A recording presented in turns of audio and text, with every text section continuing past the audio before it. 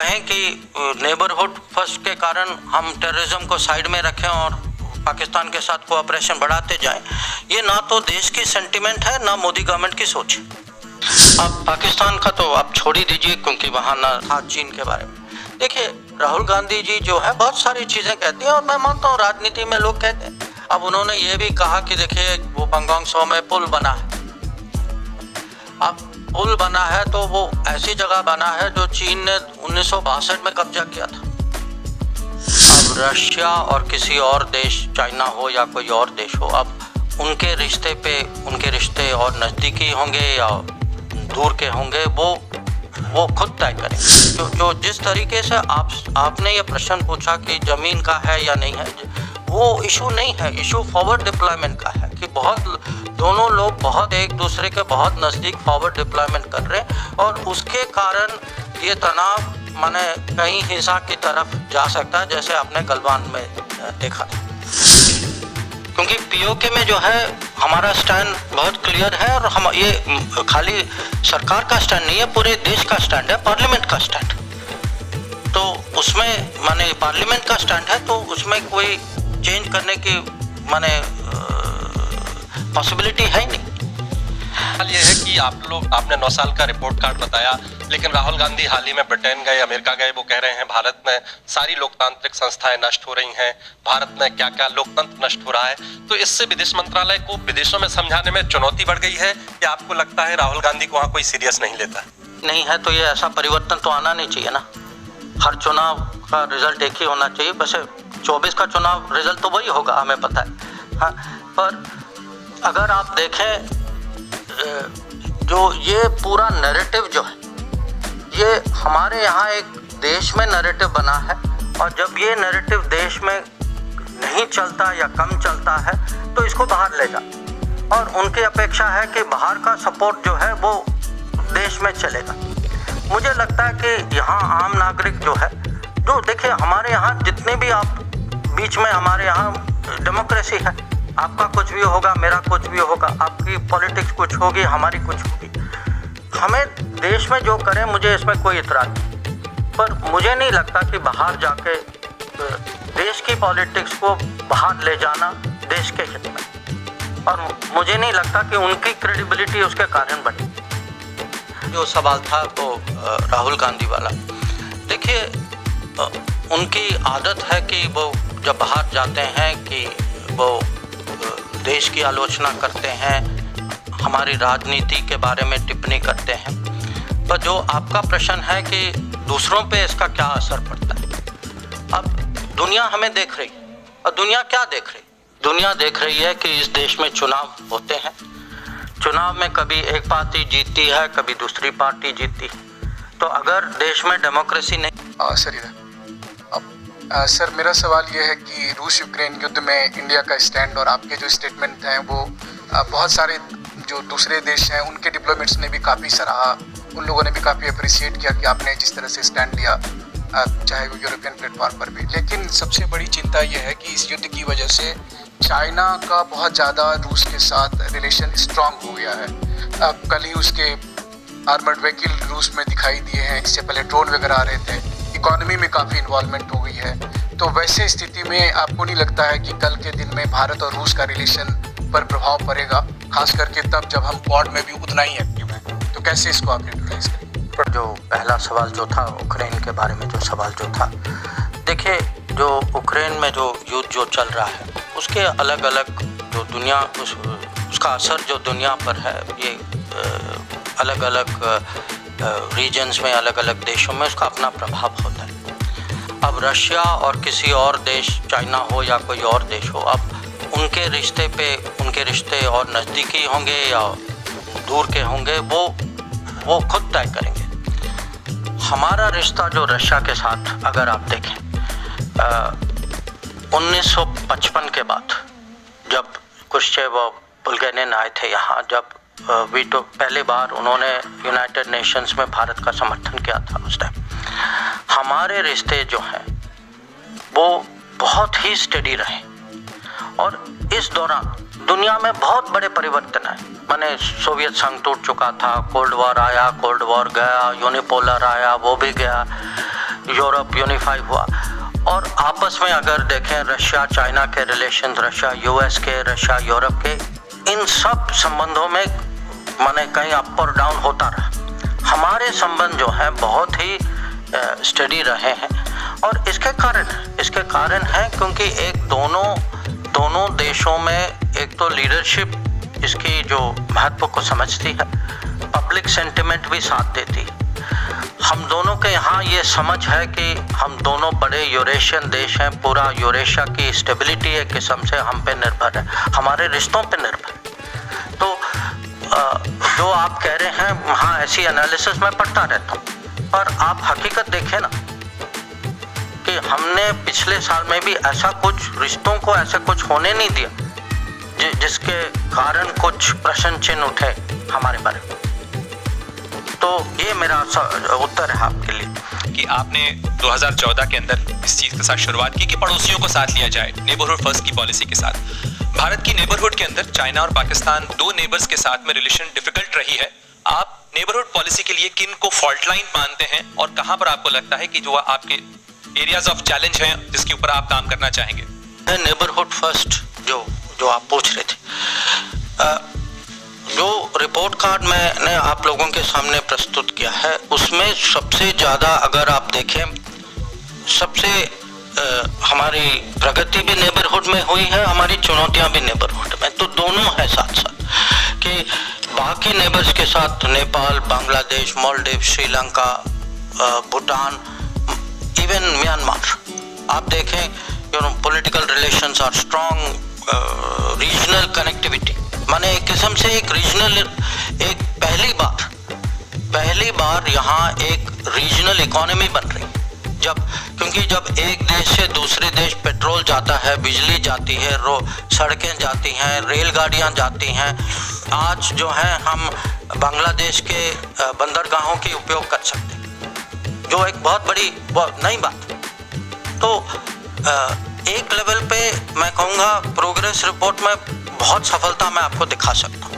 हाँ चुनौती है एक तो पाकिस्तान के साथ है, और ये माने ये कोई नया विषय नहीं है, शुरू से मैंने उसकी चुनौती थी। और फ़र्क ये है कि हम जो हैं इसको बर्दाश्त करने के लिए तैयार नहीं है। तो या तो आप कहें कि नेबरहुड फर्स्ट के कारण हम टेररिज्म को साइड में रखें और पाकिस्तान के साथ कोऑपरेशन बढ़ाते जाएं, ये ना तो देश की सेंटिमेंट है ना मोदी गवर्नमेंट की सोच है। तो इसमें अगर पाकिस्तान रिश्तों को आगे ले जाना चाहता है, उनको पता है क्या करना है, इसमें कोई माने उनको पता है, दुनिया को पता है। और जो चाइना का जो है, जैसे मैंने अभी उनको समझाया, हमारी कोशिश थी कि चाइना के साथ हमारे पड़ोसी हैं, देश के सबसे बड़े इकोनॉमी हैं, और हम तो चाहेंगे कि रिश्ते अच्छे हों, पर रिश्ते तभी अच्छे हो सकते हैं जब बॉर्डर एरिया में पीस और ट्रैंक्विलिटी हो, और जब कोई अग्रीमेंट हो तो उसका पालन होना चाहिए। तो अगर अग्रीमेंट का उल्लंघन हुआ और आपने पीस और ट्रैंक्विलिटी को कहीं छोड़ दिया, तो आप ही बताइए कि रिश्तों को कैसे आगे ले जाए। मेरा सवाल ये है, अभी आपने अपने ओपनिंग रिमार्क्स में दो चीज़ों की बात की थी अपने नेबरहुड के लिए, जो नेबरिंग कंट्रीज़ हैं इंडिया के। एक तो आपने कहा कि स्ट्रेटेजिक क्लैरिटी, और एक आपने कहा स्ट्रेटेजिक कम्युनिकेशन इंडिया का बहुत ही साउंड हुआ है। मेरा सवाल ये है कि अभी कुछ दिन पहले प्रधानमंत्री ने पार्लियामेंट की नई बिल्डिंग का इनॉग्रेशन किया है, उसमें एक नक्शा लगा हुआ है जिसे अखंड भारत कहा जा रहा है। उसे लेकर के आपके पड़ोसी देशों में, 3 देशों में, नेपाल, बांग्लादेश और पाकिस्तान में विवाद है। 2 मित्र देश हैं भारत के, और पाकिस्तान हमारा शत्रु राष्ट्र है। तो सर, ये मैं आपसे पूछना चाहती हूँ कि एक तो ये जो अखंड भारत को लेकर के विवाद है, इसमें भारत का क्या कहना है अपने पड़ोसी देशों को?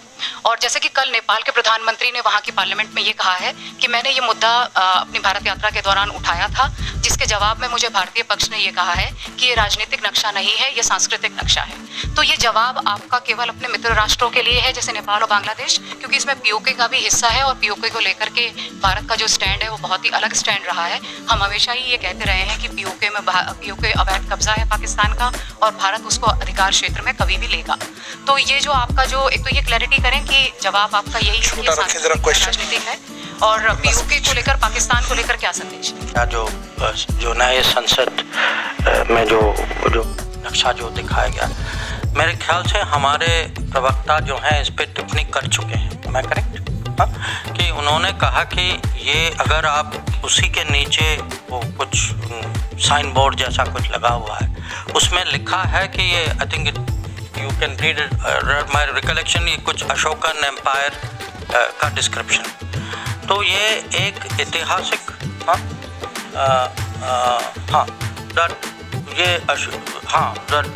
जो लिखा है, it says it depicts the spread of the Ashokan empire and the idea of responsible and people oriented governance that he adopted. तो इसको मुझे नहीं लगता कि राजनीतिक विषय बनना ही चाहिए, और जो हमारे मित्र देश जो हैं वो समझेंगे। अगर कहीं कुछ उनको क्लैरिफिकेशन चाहिए तो मुझे लगता है उसमें कोई बड़ी बात नहीं है, और जो मुझे जो बताया गया वो समझ चुके हैं।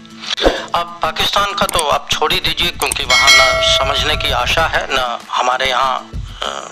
अब मैं क्या कहूँ आपको, पर जो पीओके का विषय वो अलग विषय, क्योंकि पीओके में जो है हमारा स्टैंड बहुत क्लियर है, और हम ये खाली सरकार का स्टैंड नहीं है, पूरे देश का स्टैंड है, पार्लियामेंट का स्टैंड। तो उसमें माने पार्लियामेंट का स्टैंड है, तो उसमें कोई चेंज करने की माने पॉसिबिलिटी है ही नहीं। 2014 के बाद किस तरह से भारत का फुटप्रिंट जो है वो बढ़ा है दुनिया में। मेरा सवाल स्पेसिफिकली मिडिल ईस्ट को लेकर है कि 2014 के बाद किस तरीके से मिडिल ईस्ट में को लेकर हमारी जो डिप्लोमेसी है वो बदली है और क्या अचीवमेंट्स रहे हैं। का सवाल जो है वो, अगर जो मैं पिछले 10 साल की सफलता की अगर जब मैं बात कर रहा हूँ, तो मिडिल ईस्ट ये एक ऐसा क्षेत्र है जहाँ ये आपको साफ दिखाई देता है कि अगर आप खाड़ी में देखें, ऐसे देश हैं जहाँ माने सालों से कोई हमारे यहाँ से कोई लीडरशिप विजिट नहीं हुई थी। हाँ, और जो हमने हमारे लिए एक किस्म से हमारे लोग वहाँ सर्विस करने जाते थे, और वहाँ से हम लोग पेट्रोल खरीदते थे, तेल खरीदते थे। तो पिछले 10 साल में जो परिवर्तन जो आया है कि पॉलिटिकल लेवल में एक तो एंगेजमेंट बढ़ी है, बहुत कंफर्ट है हमारे। अब अगर आज हम दुनिया में देख के अपने मन में सोचते हैं कि कहाँ देश हैं जो हमें सपोर्ट करते हैं, उसमें से बहुत सारे देश जो हैं वो मिडिल ईस्ट के देश। और मिडिल ईस्ट के देश अगर हम दोनों जो है MOS डायरेक्टली उसको देखते हैं, मेरे ख्याल से गल्फ में तो हम I think each one of us would have paid at least 2, 3, 4, 5 visits. और जो बाकी देश भी हैं, मैं इजिप्ट गया हूँ, मैं टूनिशिया गया हूँ, आप तो I think you have been to Iraq, to Morocco, Algeria.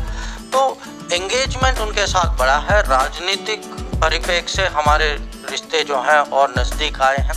तो और जो अगर आप ट्रेड देखें, वहाँ एक FTA भी हो चुका है UAE के साथ। व्यापार भी इस समय में पिछले 10 साल में काफ़ी बढ़ा। तो मैं कहूँगा हर दृष्टिकोण से ये जरूर ये एरिया जो है हमारे लिए एक किस्म से डिप्लोमेसी, सक्सेसफुल डिप्लोमेसी का एक उदाहरण। मेरा सवाल LAC को ही लेकर है। आज से एक हफ्ते बाद गलवान की घटना के 3 साल पूरे हो रहे हैं। पिछले 3 सालों से अगर देखा जाए तो एक बड़ा विवाद और नैरेटिव के तौर पे पब्लिक माइंडसेट में रहा है कि क्या चीन ने हमारी ज़मीन पर कब्जा किया है या नहीं किया है। उसमें मैं चाहूँगा आपका स्पष्टीकरण, ये जानते हुए कि 2 पॉइंट पर डिसएग्रीमेंट हुआ है, 2 पॉइंट पर अभी निगोशिएशंस चल रहे हैं। और एक जो आपका जो गलवान वाला सवाल है, देखिए जो पोजीशन जो है ये बहुत कॉम्प्लिकेटेड है, क्योंकि हमारी फ़ौज भी, एक तो मैं आपको समझाना चाहता हूँ कि नॉर्मली जो है फ़ौज जो वो बिल्कुल LAC पे डिप्लॉय नहीं होती, वो अपने कैंप पे डिप्लॉय होते हैं, कैंप से आगे बढ़ते हैं। जो 2020 के बाद जो चेंज हुआ है, क्योंकि टेंशन तनाव के कारण दोनों साइड ने फॉरवर्ड डिप्लॉयमेंट की, और ये फॉरवर्ड डिप्लॉयमेंट ये मुद्दा जो है हमें इसको रिजॉल्व करना है। तो ये जो जिस तरीके से आपने ये प्रश्न पूछा कि ज़मीन का है या नहीं है, वो इशू नहीं है, इशू फॉरवर्ड डिप्लॉयमेंट का है कि दोनों लोग बहुत एक दूसरे के बहुत नज़दीक फॉरवर्ड डिप्लॉयमेंट कर रहे हैं, और उसके कारण ये तनाव माने कहीं हिंसा की तरफ जा सकता है, जैसे आपने गलवान में देखा था। से आपने कहा कि भारत और चीन के बीच LAC मसले के बाद फॉरवर्ड डिप्लॉयमेंट का मसला है, और राहुल गांधी के बारे में आपने ये भी कहा कि उन्हें घरेलू मोर्चे पर अपनी बात रखनी चाहिए, न कि विदेश की धरती पर। वो बार बार घरेलू मोर्चे पर एक बात कहते हैं कि चीन ने भारत के एक बड़े भूभाग पर कब्जा कर लिया। पिछले 9 साल में अगर फॉरवर्ड डिप्लॉयमेंट इशू को छोड़ दे तो उसके अलावा आप कह सकते हैं कि चीन ने भारत की जमीन पर कब्जा नहीं किया है, या फिर राहुल गांधी निराधार बयान दे। सवाल जो था चीन के बारे में, देखिए राहुल गांधी जी जो है बहुत सारी चीज़ें कहती हैं और मैं मानता हूँ राजनीति में लोग कहते हैं। अब उन्होंने ये भी कहा कि देखिए वो बंगोंग त्सो में पुल बना है। अब पुल बना है तो वो ऐसी जगह बना है जो चीन ने 1962 में कब्जा किया था। तो फिर कुछ लोग कांग्रेस पार्टी से कहने लगे कि आपके अरुणाचल में एक मॉडल विलेज बना है। अगर आप देखें पार्लियामेंट के रिकॉर्ड देखें, ये जगह लोंगजू जो है चाइना 1959 में कब्जा किया था। तो कुछ देखिए चाइना जो है 1950 से भारत के ज़मीन पे कब्जा कर चुका है। मेन पॉइंट है कि जो LAC में जो है LAC की पेट्रोलिंग होती है। हम लोग जो है पेट्रोलिंग बेस, हमारी फौज जो है पेट्रोलिंग बेस से निकल कर पेट्रोलिंग करके बेस पे वापस चले जाती है। 2020 के बाद ये नहीं हुआ क्योंकि जब उन्होंने वो 2 अग्रीमेंट 93 और 96 अग्रीमेंट्स का उल्लंघन करके बहुत बड़ी मात्रा में फौज लाए, पेट्रोलिंग करके वापस जाना के बजाय हमें फॉरवर्ड डिप्लॉयमेंट करना पड़ा। अभी जो प्रॉब्लम क्या है, फॉरवर्ड डिप्लॉयमेंट की प्रॉब्लम कि हम दोनों फॉरवर्ड डिप्लॉयड हैं और फॉरवर्ड डिप्लॉयमेंट जैसे मैंने इनको समझाया उसी से तो टेंशन पैदा होता है।